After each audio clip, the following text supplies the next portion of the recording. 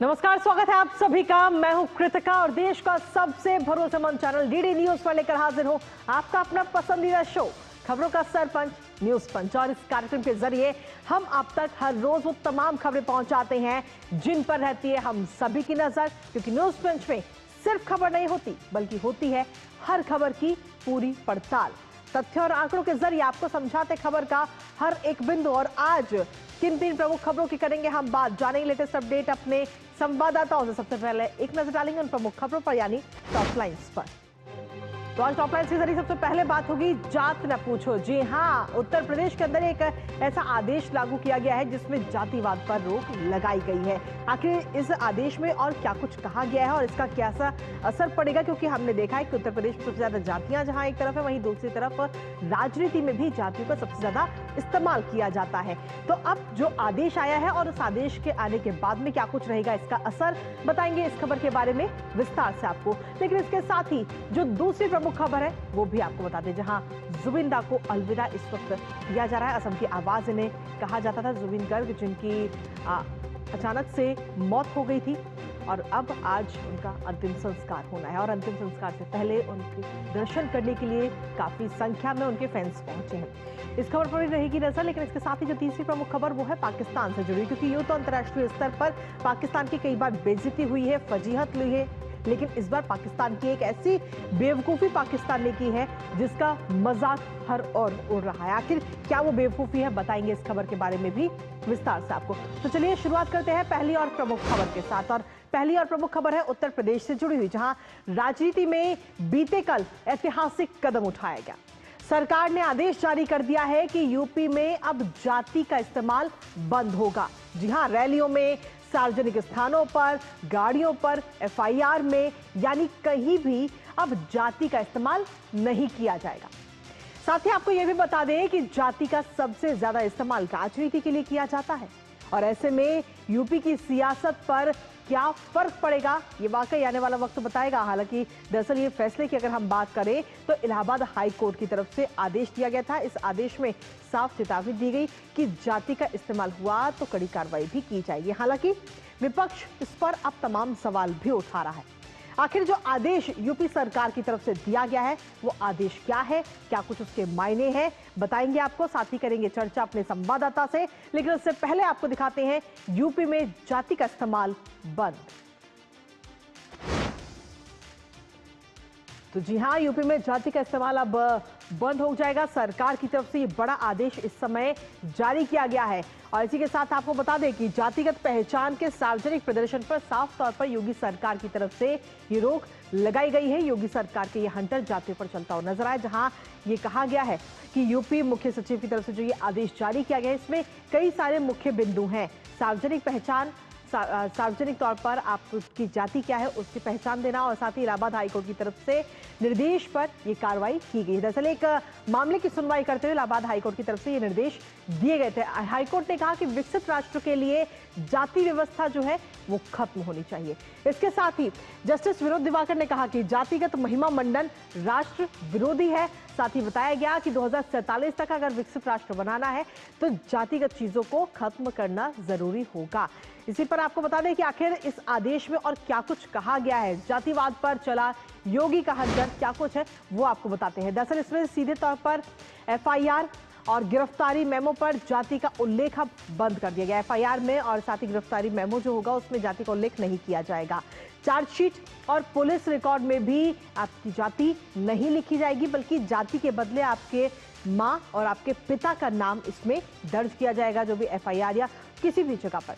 इसके साथ ही जो अभियुक्त की जो जाति का कॉलम होता है वो उसे भी हटा दिया जाएगा। नोटिस बोर्ड पे हमने अक्सर देखा है कि अभियुक्तों की जाति का कॉलम वहां पर होता था, लेकिन अब उसे भी हटा दिया जाएगा।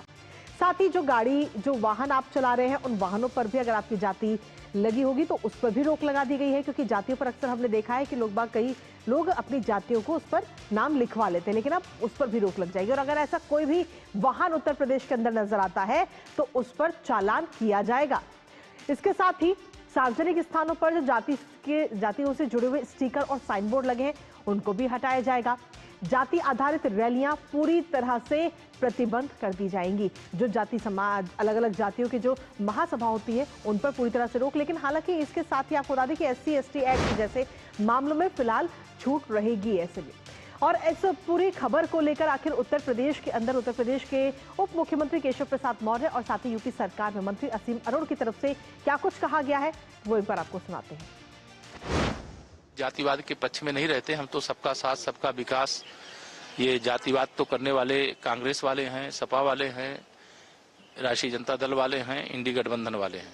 हम तो वैसे भी जातिवादी नहीं, हम राष्ट्रवादी हैं, विकासवादी हैं, सबका साथ सबका विकास करने वाले। जो विपक्ष है वो नकारात्मक टिप्पणियां कर रहा है, जिस चीज का स्वागत होना चाहिए उसका भी विरोध कर रहा है।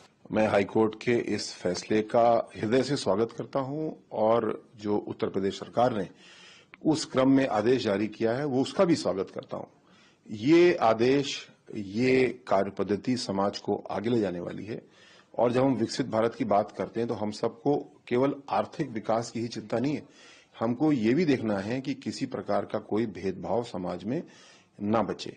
जो हाईकोर्ट ने स्पष्ट रूप से कहा है, जैसे कि पुलिस के रिकॉर्ड में जाति वाला कॉलम भी, यानी किसी गवाह की बात हो रही है, वादी की, तो जगह जगह पे जाति का कॉलम बना हुआ है।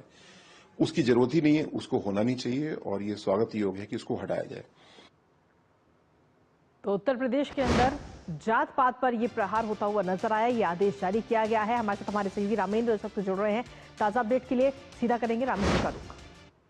और रामेंद्र, सीधे तौर पर ये आदेश तो जारी कर दिया गया है, क्योंकि हमने अक्सर देखा है कि जब हम बाजार में निकलते हैं या सड़कों पर निकलते हैं तो कुछ लोग अपनी गाड़ियों पर, अपने वाहनों पर जातिगत जो शब्दों का इस्तेमाल किया जाता है, ब्राह्मण, जाट, गुर्जर, इस तरीके के कई सारे शब्द हैं जिनका इस्तेमाल होता है, लेकिन अब उन तमाम चीजों पर रोक लग गई है। आखिर इस फैसले के पीछे की प्रमुख वजह क्या कुछ रही है रामेंद्र? देखिए, कृतिका अपना महिमा मंडन करना, जो लोग गाड़ियों पर दिखाते हैं कि जाट हैं, ब्राह्मण हैं, क्षत्रिय हैं, कोई भी, तो अपनी जातियों का महिमा मंडन करते हैं और दूसरों के लिए भी एक संदेश छोड़ जाते हैं कि आप भी कर सकते हो। देखिए, गाड़ियों में जो नंबर प्लेट है ये नंबर के लिए है, और दूसरा क्या है कि जो लिखा होता है उसमें कई बार होता है कि उस पर अटैक करने पर दुर्घटनाएं होती। देखिए, हाईकोर्ट ने कहा कि जो महिमा मंडन है वो बंद हो, कि जो जातियों का जिक्र होता है कि जातियों में आप पैदा हुए होंगे लेकिन वास्तविक कर्मों से पहचान होती है, ये तो सनातन संस्कृति भी कहती है, केवल हाईकोर्ट नहीं कहता। तो अपने कर्मों से देश के, और जो कर्म है उनसे देश को कैसे आगे बढ़ा रहा हो उस पर बात होनी चाहिए, जातियों पर बात नहीं होनी चाहिए।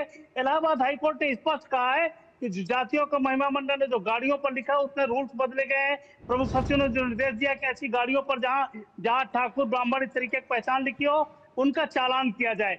दूसरा क्या है कि बहुत सारे नोटिस बोर्ड लगे हुए जो सामाजिक स्थानों पर लगे हुए उनको हटाया जाए, कि ब्राह्मण चाहे या ठाकुर का है, जाट का है, फला का है, तो वो भी बंद होना चाहिए। इससे क्या वैमनस्यता जो बढ़ रही है वो घटेगी। देखिए, कुछ उत्तर प्रदेश की जो राजनीति है वो इसको हवा देती है, उनके लिए फ्रूटफुल है कि जाति का जिक्र आता है तो बहुत अच्छा लगता है, लेकिन सामाजिक ताना बाना इससे टूटता है।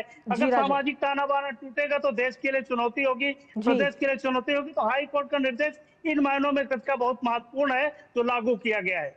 इसके साथ ही रामेंद्र, हमने अक्सर देखा है कि राजनीति में भी सबसे ज्यादा इस्तेमाल जातियों का किया जाता है, और अब जो ये आदेश दिया गया है इस फैसले के बाद में, क्या जातियों को छोड़ करके जो मुख्य और जरूरी मुद्दे हैं जनता से जुड़े हुए, क्या उन पर राजनीति होगी? देखिए कृतिका, हमें लगता है उत्तर प्रदेश की जो 2-3 पार्टियां, जो छोटी पार्टियां, अगर जात का खत्म कर दीजिए तो पार्टियां मर जाएंगी, तो इससे हटेंगी इसकी संभावनाएं हमको कम है, इसीलिए वो विरोध भी दर्ज करा रही है। लेकिन जो जातीय रैली होती थी, जातीय सम्मेलन होते थे, उनमें रोक लगा दिया प्रदेश सरकार ने, तो वो सम्मेलन नहीं हो पाएंगे जो जातियों के नाम पर कराए जा रहे थे। और जातियों का जो विभेद है वो थोड़ा सा घटेगा। जाति से जब ऊपर उठ करके चीजें आएंगे तो राष्ट्र के लिए और प्रदेश के लिए जो बेहतर काम कर रहा होगा उसको वोट देंगे।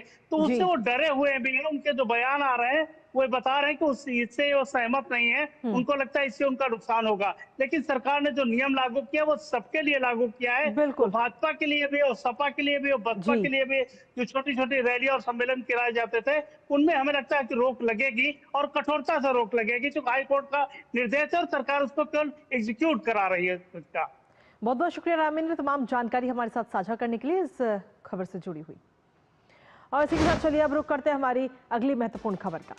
फेमस सिंगर जुबिन गर्ग का 19 सितंबर को सिंगापुर में निधन हो गया था और आज यानी कि मंगलवार को गायक का अंतिम संस्कार किया जाएगा। हालांकि इससे पहले उनके शव का 2 बार पोस्टमार्टम भी किया गया है। जुबिन गर्ग के अंतिम संस्कार में शामिल होने के लिए हजारों लोग शमशान स्थल पर भी पहुंच चुके हैं और अपने पसंदीदा सिंगर गायक को श्रद्धांजलि देना चाहते हैं।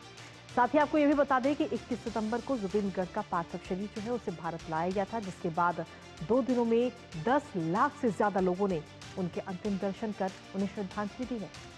दरअसल जुबिन गर्ग की जो गिनती है वो भारत के बेहतरीन गायकों में की जाती है, जिन्होंने अब तक 40 भाषाओं में 38,000 से ज्यादा गाने गाए हैं। और जुबिन का पहले एल्बम की अगर हम बात करें तो अनामिका, जो कि 1992 में आई थी। फिलहाल अब आज हर कोई उन्हें याद कर श्रद्धांजलि दे रहा है। जानेंगे लेटेस्ट अपडेट अपने संवाददाता से। उससे पहले आपको दिखाते हैं जुबिन गर्ग को अंतिम विदाई और सबसे पहले कुछ खास तस्वीरें आपको दिखाते हैं।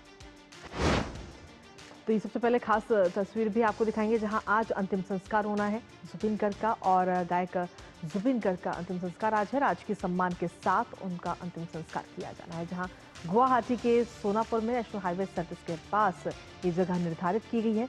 19 सितंबर को सिंगापुर में उनका निधन हुआ था। दरअसल वो सिंगापुर में एक इवेंट करने के लिए पहुंचे थे, लेकिन इस दौरान इवेंट से पहले ही वो कहीं ना कहीं स्कूबा डाइविंग के लिए गए, लेकिन इस दौरान उन्होंने अपनी लाइफ जैकेट नहीं पहनी थी, जिसके बाद में डूबने की वजह से वो असहज हो गए। उन्हें तुरंत ही समुद्र से बाहर निकाला गया और बाहर निकाल के उनको हालांकि CPR भी उस दौरान दी गई और अस्पताल पहुंचते पहुंचते उनका निधन हो गया था।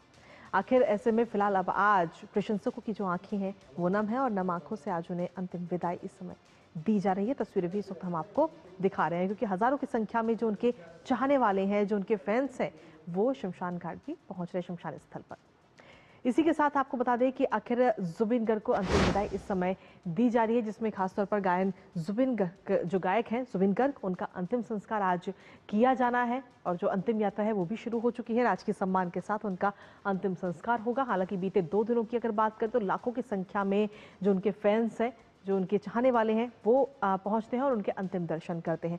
गुवाहाटी के सोनापुर नेशनल हाईवे 37 के पास ये जगह निर्धारित की गई है, जहां पर उनका आज अंतिम संस्कार किया जाना है। इसके साथ ही 19 सितंबर को उनका निधन हुआ था। सिंगापुर में एक इवेंट को करने के लिए वो वहां पर पहुंचे थे और उस वक्त सिंगापुर में समुद्र में डूबने से उनकी मौत हुई थी।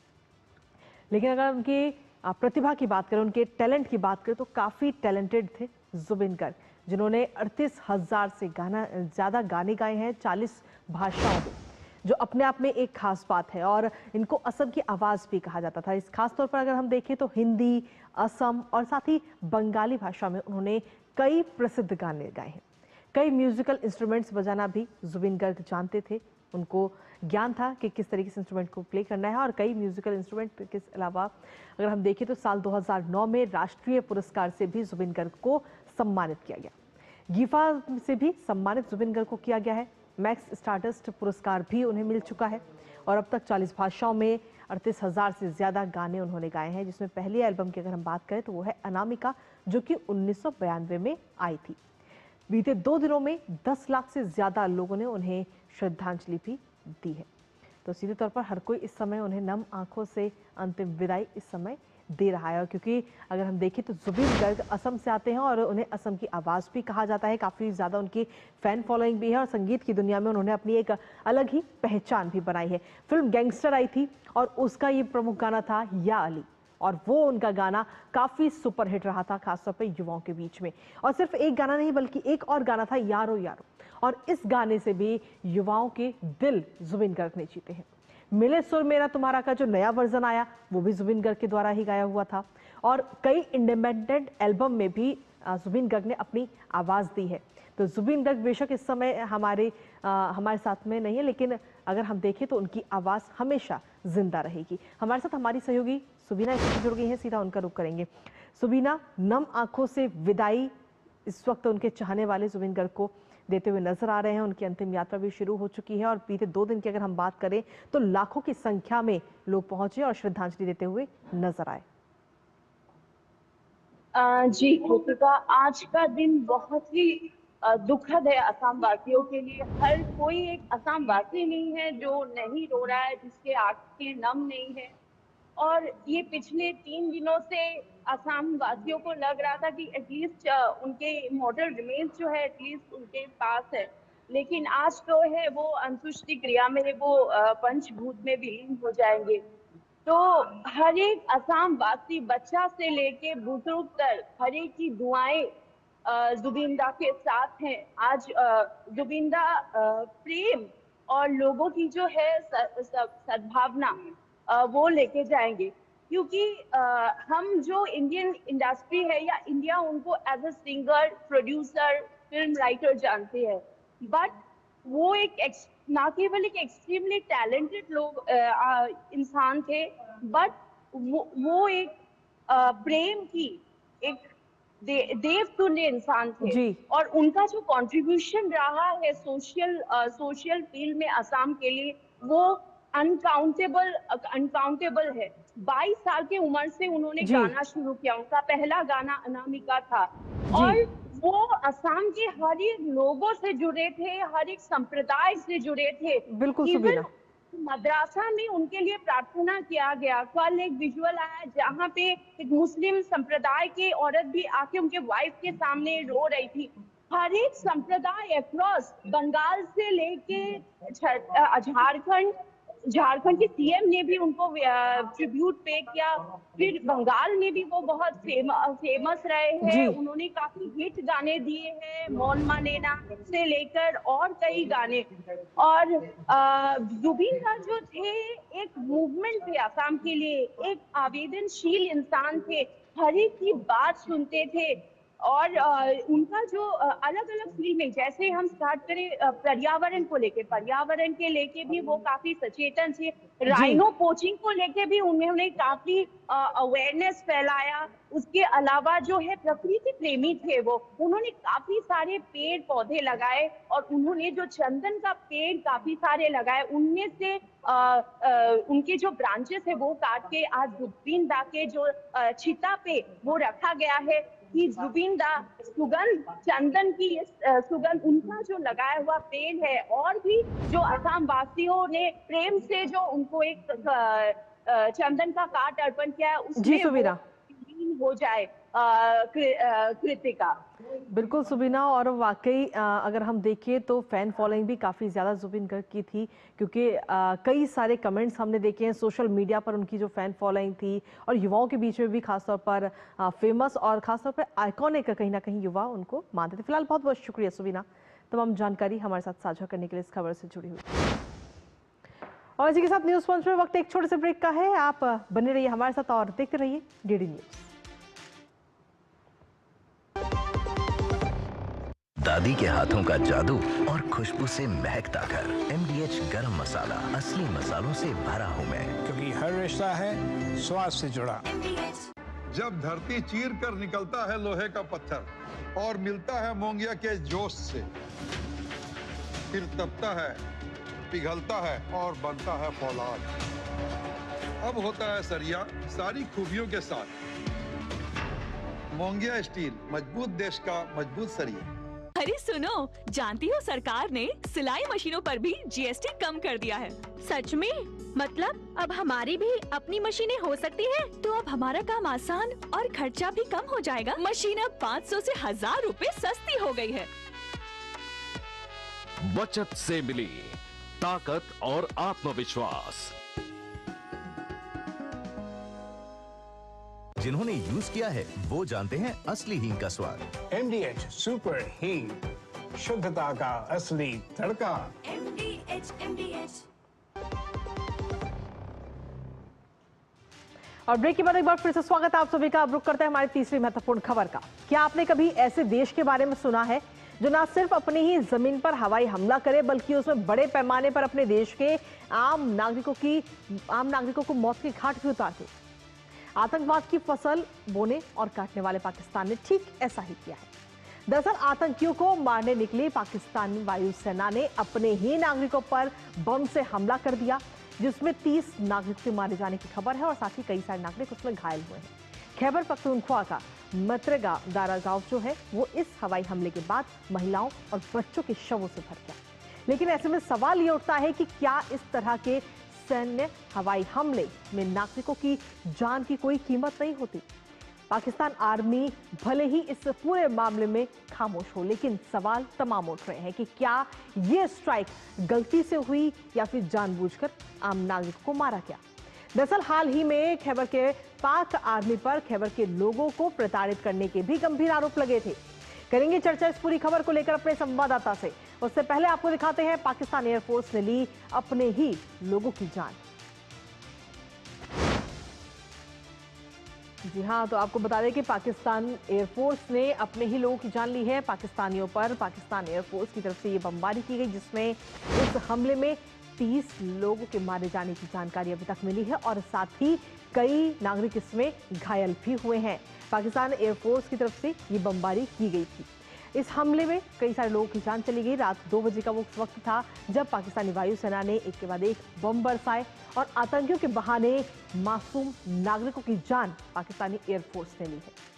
दरअसल खैबर पख्तूनख्वा प्रांत के तिरहा घाटी पर यह बमबारी हुई और चीन से मिले J-17 से 8 लेजर गाइडेड बम दागे गए हैं और इसमें महिलाओं, बच्चों समेत 30 बेगुनाहों की जान चली गई है और 20 से ज्यादा लोग इसमें घायल भी बताए जा रहे हैं। लेकिन सवाल वही है कि आखिर ये हमला क्यों किया गया था, एक नजर उस पर डालते हैं। दरअसल पाकिस्तानी सेना ने एंटी टेरर ऑपरेशन इसको बताया है, जो सफाई पाकिस्तानी सेना की तरफ से दी गई।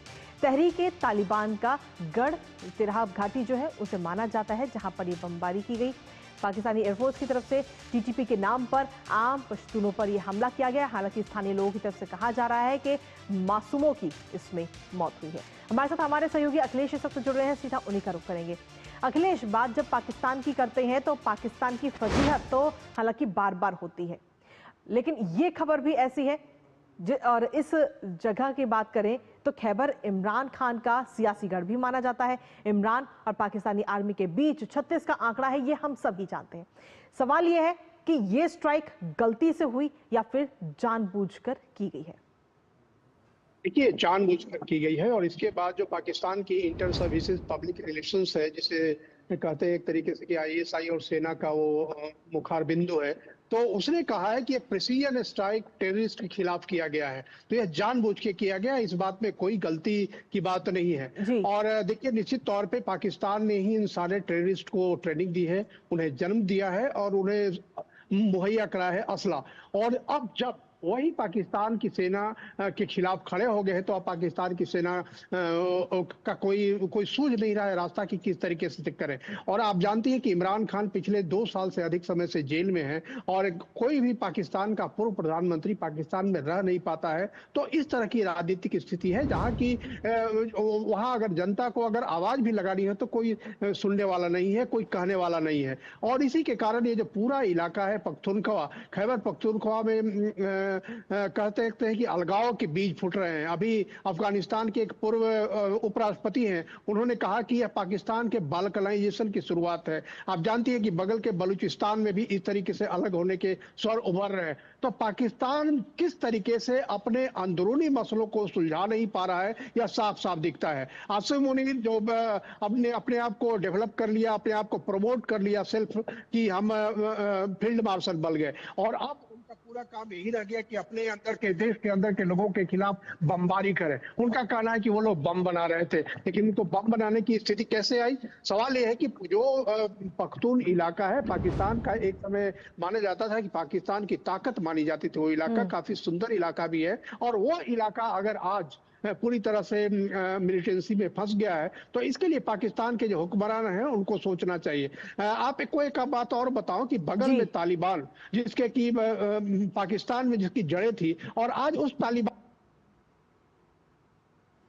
की नीति किसी भी पड़ोसी देश के साथ ठीक नहीं है, यह साफ साफ दिख रहा है। और आज जब अफगानिस्तान के साथ उनकी लड़ाई शुरू हो गई है, वहां बसे हुए सभी बलूचिस्तान के लोगों के साथ लड़ाई शुरू हुई है, पख्तून लोगों के साथ लड़ाई शुरू हुई है, तो पाकिस्तान को अपने अंदर झांकना चाहिए कि गलती कहां है। आतंकवाद को जन्म देने की उनकी जो रणनीति थी वो पूरी तरह फेल हो गई है और वो उसके लिए ही आत्मघाती साबित हो रही है। यह जो अपने बच्चों की, अपने नागरिकों की, निरपराध नागरिकों की उन्होंने हत्या की है बमबारी से, मुझे लगता है कि इसका काफी खामियाजा भुगतना पड़ेगा। और 24 तारीख को पूरे बलूचिस्तान इलाके में, पख्तूनख्वा इलाके में आम बंद की कॉल दिया गया है। बलूचिस्तान के लोग भी जो है इसके साथ खड़े हो गए। तो देखिए वो पूरा जो इलाका है, पूरा इलाका उबल रहा है। देखना होगा कि आगे आने वाले 1-2 दिनों में क्या स्थिति रहती है। जी बहुत बहुत शुक्रिया अखिलेश, तमाम जानकारी और अपडेट्स हमारे साथ साझा करने के लिए। इस पूरी खबर से जुड़े हुए तो सीधे तौर पर एक बार फिर से पाकिस्तान की जब हम बात करें तो पाकिस्तान की ये बेवकूफ़ी नजर आई है, क्योंकि जब ये हमले की गई तो बताया ये जा रहा है कि वहां पर बम बन रहा था, लेकिन असल कहानी ये है कि वहां पर आम नागरिक थे और आम नागरिकों को कहीं ना कहीं बलि का बकरा बना दिया गया, जिसमें 30 आम नागरिकों की मौत हो चुकी है और 20 से ज्यादा लोग घायल बताए जा रहे हैं। इस खबर पर हमारी नजर लगातार बनी रहेगी, लेकिन इसी के साथ फिलहाल न्यूज पंच में मुझे और हमारी पूरी टीम को दीजिए अनुमति इस वादे के साथ कि दोपहर 2 बजे फिर होगी आपसे मुलाकात कुछ और महत्वपूर्ण खबरों के साथ। तब तक के लिए नमस्कार।